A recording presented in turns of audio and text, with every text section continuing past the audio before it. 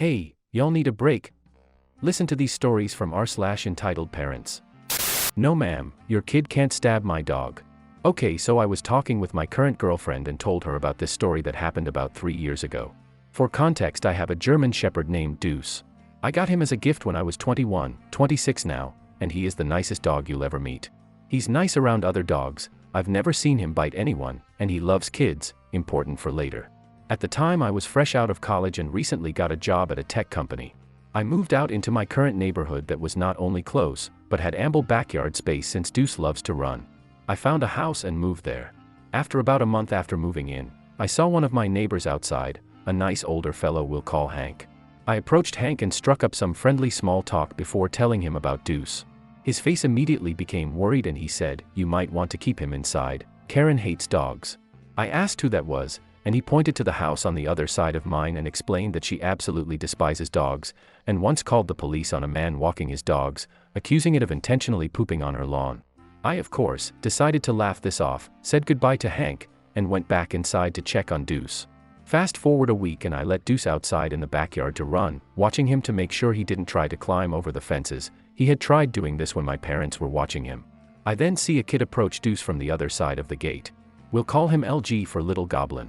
So Goblin called over to Deuce saying, "Doggy doggy," and I thought it was cute so I went over to say hello, when I realized he had a wooden stake in his hand. He then slashed at my dog with it when he got close enough, but since he's a kid, his stubby arms couldn't reach Deuce through the fence before I called him back. I then went over and asked him what he was doing. Note I wasn't even yelling, I had just raised my voice a bit. The kid, having realized he had been caught, threw the stake near his shed and ran back inside. I didn't think much of it and let Deuce back inside to double check to make sure he was alright. That's when I heard a knock at my door. I opened in and of course there was Karen with her little goblin behind her. "Are you the one who yelled at my kid?" I took a deep breath and said, "I didn't yell at him, but I did raise my voice to her." She cut me off saying, "How dare you yell at my baby?" I then tried to explain, "Well miss, your baby tried stabbing my dog." She looked over my shoulder and saw Deuce laying on the couch. No, he did not. My little gremlin would do no such thing. Beside, even if he did, your dog probably had it coming. This is when I started to lose my cool a bit and simply said, "What?" She then went into a rant about how that type of dog is dangerous, and how people like you are the reason people get mauled by dogs. I simply just ignored her and said, "Bye," before closing the door in her face and giving Deuce a treat. About an hour later there's another knock at my door. I roll my eyes thinking it's Karen again, but am surprised when it's the police. I open the door and say, "How can I help you, officer?" I see Karen standing behind them with a crap-eating grin on her face. "Officer 1, we got a report that your dog attacked this child, is this true, sir?" Me, having realized what Karen did, "No officers, her child attempted to stab my dog, she should have been watching him." "Officer 2, can you back up that statement?" Me, "Sure, check near her shed, you'll see the wooden stake." The officers check and found the stake but for some reason still weren't 100% convinced. "Officer 1, can we see the dog in question?" I call out Deuce and he comes running out, excited to meet the new people. I gave him some commands and he gladly did them in front of the cops. Me, "See, he's a very obedient dog, he would never hurt a kid." I then from behind me hear, "It's true." I turned to see Hank, he had been out mowing his backyard and saw the entire thing. "Hank, I seen it with my own eyes, officers, the kids had something in his hand and tried using it on the dog." The cops then asked Karen for her side of the story, and she makes up some obviously fake lie about how I sick Deuce on her kid for playing too loud and should be arrested for child endangerment. The cops look at each other, turned to me, apologized, turned to Karen and gave her a fine for lying to the police. Karen was disbelief that her story that she threw together in 5 seconds didn't work. For the next week or so, anytime I would let Deuce out, I would watch him very closely. I got a few dirty looks from Karen and an email from her saying she was going to sue me for child endangerment and emotional distress. But nothing ever came out of it. Me and Hank still talk about this event and laugh at it to this day. Update: thank you for all the words of support, everyone. I did make sure to install security cameras after this event and have caught her trespassing a few times. And I've made sure to watch Deuce a lot closer while he's outside since this event. There have been a few more times where I've had to deal with this lady, but those are stories for later. Recently the Karen confronted me again last week. Apparently she's divorced, gee I wonder why, and the father won custody of the gremlin. She came to me with obvious fake tears, said it was all my fault. Since they used a police report of the event in court against her. I had to hold back my laughter and just said, "Oh man that sucks," and walked off. And yes, Just in case she tries poisoning him, I got permission from the landlord to build a higher fence on my side, which I'm in the process of doing. Entitled parents think only people with kids can come to the park. My town has 3 parks. One is small and used to have picnic tables. The second one is fairly bigger and had tennis and basketball courts, but the third one is the biggest and most beautiful one. It has a huge lake with docks for fishing, hiking trails, 2 big beautiful buildings that have been used for a variety of parties and celebrations, and next to that a large playground. An old man started going to the playground and sitting at one of the picnic tables that was under a roof along with other picnic tables. He would have a sad smile on his face as he watched the kids laughing and having a good time. Unfortunately, some parents became uncomfortable and wanted him to leave. One called the cops, and the cops told them they couldn't do anything since it was a park that was open to everyone. Well, they started posting it online to a local group, telling everyone to watch out for this poor man who must be a kidnapping pedophile. They started harassing him to leave. He went to his car and just decided to sit there and keep watching. One parent and me got really angry at the gossip and entitlement going on there and went to go see him. He said that he lost his only grandchild to cancer earlier that year and his wife died of a broken heart a month later. He was seriously depressed. His son became concerned about him and begged him to come and stay with him and his pregnant wife. So that's what he did. Both his son and dad-in-law worked during the day and was home by 5 p.m. He didn't have anything to do, so he went exploring and came upon the big park. His mood lifted considerably watching the children and enjoyed hearing their laughter. It brought back fond memories of his grandson being that age and having fun before getting really sick. We urged him out of the car and back to the picnic table, while the other parent went to go tell the others the true story, and apparently got into a huge argument about just who is allowed at the park. I told the elderly man of my 2 kids and how he had every right to be there. I had an idea and told the other parent when he came shaking his head at stupidity of other people thinking that they can say who is and isn't allowed at a public park. I told him to call all of his friends who didn't have kids and I would call all of mine and we would all sit there and watch the kids. Well, he decided to also call his grandma who had recently lost her husband to a massive heart attack and was grieving as well. About 20 minutes later they all arrived and the tension in the other entitled parents went up. The guy introduced his grandma to the old man and they became like young teenagers discovering love for the first time. She would whisper something to him and he would blush and laugh. Then he would whisper something to her and she would blush and giggle. It was endearing to watch. Time got away from all of us and the man's son went looking for him and found him surrounded by people. He had been encouraging his dad to find something to do until they could get home. He was happy that he found and made a lot of friends. All of us took turns picking him up and soon the old grandma as well to take with us on outings. The old man got married to the old grandma and they spent a blissful 10 years with each other before dying within a few days of each other. Entitled neighbor wants her kids in my garden. So glad to have found this subreddit, because I have a legit crazy neighbor with boundary issues. I, 29 female, don't have any kids, but have my younger sister, 16, living with me for around 10 years, and we have a trampoline still in our back garden from when she was younger. Neighbor to the left of me, has 4 kids, and moved in a year ago. 2 weeks ago, Glasgow started getting really good weather, so the kids have been out playing constantly, not an issue. They asked if I could let the kids use the trampoline one day, so I was like sure, but only for a bit because I have friends coming over for some drinks. 7 p.m. comes. I ask them to go home because my 5 friends have shown up, and we're going to be drinking. Cue the crying, they leave the garden upset, but hey, that's not my issue, they've been on it for 3 hours at this point. Their mom pops her head out her bedroom window and asks if they can stay in the garden longer. No. I'm not your babysitter.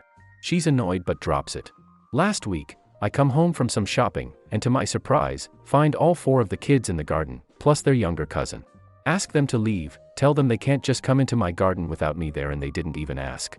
They refuse to leave, so I shout up at their mom and tell her to get them out the garden. She says, let them play for a bit, you don't even use it. Okay, but still, not your garden. Eventually we get into an argument, and they leave. She's pissed off and shouting saying I'm being a Karen and I should let them in. I tell her not to ask again because the answer will be no. This happened again the day after, all 4 kids plus their cousin, waiting till I move the car from the drive and heading straight into the garden. So I wake up this morning. I've since put a lock on the trampoline, just a small one on the mesh safety enclosure to stop them opening it up, cause I'm petty AF. Plus it's Saturday, I'm not working today, my day off, and I want a long lie. But no, neighbor decides that at 9 a.m. this morning, her kids are being fired straight out that house with breakfast bars and a bottle of water, and they head straight into the garden. So I can hear them from my window. I look out and tell them to leave. By the time I get downstairs, Mom has descended from her house, and is trying to climb the fence between our gardens, shouting about how I used to let them use it and she's going to call the police for hitting her kids. Great, you do that. I'll be sure to show them the Ring camera footage, which coincidentally also has footage of your husband picking the lock open so your brats can use the trampoline. So long story short, entitled mother sent her kids into my garden repeatedly even after being told not to. Calls police on me for harassment and hitting her kids and ends up getting her own husband arrested for theft and housebreaking, and criminal damage. Suck it, witch. Edit, some people have if I could sell neighbor the trampoline. She has a V-shaped garden and the smallest one on the street, the trampoline is 12 feet and wouldn't fit. Also gave her a bunch of my sister's old stuff when she first moved in, but have barely interacted with her since this. Edit 2, decided that it's not worth the hassle. 10 minutes ago, 9:50 p.m. here in the UK, I took a knife and slashed the part you jump on. Brother is coming on Tuesday to help me dismantle it, and we will take it to the local recycle center. My colleague tried to get me to cancel my holiday because I didn't have kids. Many years ago, when I was in my early 20s, I used to work in a supermarket. Normally, I got along with all my colleagues and was always happy to do them favors, like swapping shifts, provided I was not doing anything. However, one colleague had a habit of seeing last-minute holiday deals and then booking them before she checked if she could have the time off. Then, if management told her too many people were off, she tried to bully other staff into canceling their holiday. Sadly, many buckled and gave in to her. This time around, myself and a manager had a week off in the same week she wanted. She knew she couldn't bully the manager, so while I was on break, she came up to me. Colleague, oh, hey, my name, you're on holiday in a few weeks, right? I nodded, knowing where this is going. Colleague, oh, well, I just booked this beautiful holiday in the Maldives. Beautiful resort. Great bargain. The kids are so excited. The trouble is, management said they can't give me the time off because you're off. Would you cancel your holiday? Me, no. Colleague, no. What do you mean, no? You're not going anywhere, you never go anywhere. What difference does it make if you take your holiday time another week? Me, I actually have plans. Colleague, yeah, probably sleeping. That's not plans. You are so selfish, after all the favors I have done for you. Me, you've never done me any favors. I've swapped several shifts for you over the years, including New Year's because you said you wanted to spend time with your kids, but every time I ask to swap a shift with you, you always refuse. Colleague, well, you don't have kids. It doesn't matter when you take holiday. My kids are so excited about this holiday. You're going to upset them. And I've already paid my deposit. I'll lose it if I cancel now. Me, maybe you should have checked you could have the time off before you booked the holiday. Colleague, you are such a selfish bee. What are you doing that is so important that you won't give up your holiday time? Me, I'm going to my cousin's wedding. Colleague, what, for a whole week? That's bullcrap. Me, actually, I'm planning to spend most of the week catching up with my family up there. I haven't seen them in years. Colleague, well, it's just a cousin. They're not important, and if you haven't seen them in years, that's your fault. You could see them anytime. I need that holiday week more than you. She continued to piss and moan, calling me selfish, demanding I cancel my holiday. She tried to guilt me into submission by reminding me her kids were so excited, how upset they would be if they couldn't go, how I was going to make them cry, and how they hadn't had a holiday like this in years, which was an utter lie. Having had enough of her, I got up and walked away, because if I didn't I was going to lose my temper. I immediately put in a complaint to HR and to the duty manager. The manager had a word with her and told her she can't make people cancel their holiday. She claimed she had just asked me nicely and I took it the wrong way and the complaint went no further, though my colleague did at least stop bugging me. Fast forward several weeks. I returned to work after my holiday and found no trace of my colleague. Usually, as soon as anyone who refused to cancel got back from holiday, she would waste no time in trying to make them feel bad. I soon learned that my colleague had been fired. It turns out that she had called in sick the week I was on holiday. The managers got suspicious, as this was the exact week she wanted off. They did some digging, where they saw pictures on her Facebook account that proved she went ahead and went on holiday anyway, so she was immediately dismissed. Note, yes, this story was featured on NAR way back in 2018. Yes, I am the OP. You can see me post as the OP in the comments of that story. Go and take a look if you don't believe me. No, I am not a karma farmer. I decided to share this story on Reddit as well because I thought people might enjoy it. Thanks for watching. Like, subscribe and share your thoughts in the comments.